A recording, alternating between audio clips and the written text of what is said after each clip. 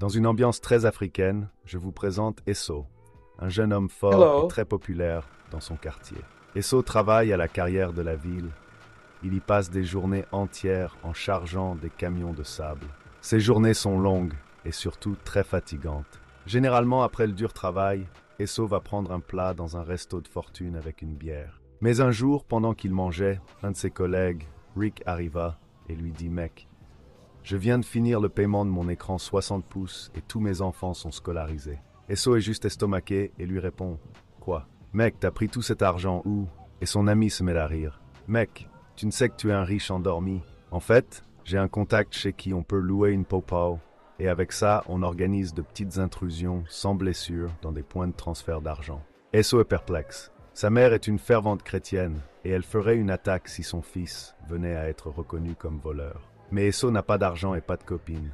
Tout le monde l'aime pour sa force, mais ça ne rapporte vraiment rien.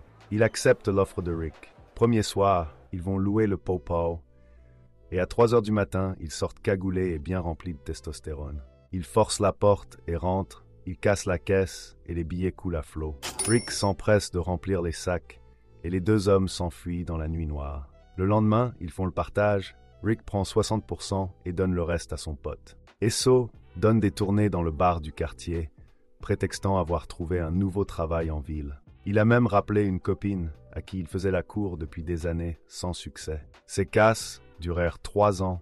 Les deux hommes avaient toujours l'avance sur la police et ils savaient filer à l'anglaise mieux que quiconque. Esso changea de maison et de vie. Il s'acheta une nouvelle voiture et sa copine vint vivre avec lui. Elle se plaignait tous les jours que son compagnon passait quasiment toutes ses nuits dehors. Elle se confia à sa mère, qui en parla à son fils, qui était policier. Il se mit à suivre Esso, jusqu'au jour où il a découvert qu'il était sans aucun doute l'auteur des vols et casses dans la ville. En le suivant un soir, il fit encercler le lieu du casse par une vingtaine de policiers. Les deux hommes entrèrent comme d'habitude, mais ils n'en ressortirent jamais. Personne ne sut par où ils avaient filé. Et comme d'habitude, il n'y avait aucune preuve. Alors le policier demanda à la femme d'Esso comment fait-il pour ne jamais être pris. Elle répondit qu'elle n'en savait rien. Mais ce soir-là, la jeune fille menaça de le dénoncer s'il ne décidait pas de passer plus de temps avec elle. Ils s'engueulèrent toute la nuit. Et après, quand il s'apprêtait à sortir, elle lui dit « Si tu sors, ce sera la dernière fois que tu me vois. » Il s'en alla quand même. Ce soir-là, Esso et Rick font comme d'habitude entrée furtive, puis en sortant la police, les cueillit juste à la sortie secrète.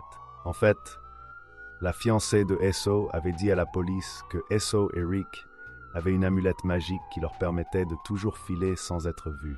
Mais pour contrer cela, il fallait verser de l'ail et du charbon tout autour de la maison en question. Esso et Rick furent arrêtés et envoyés en prison.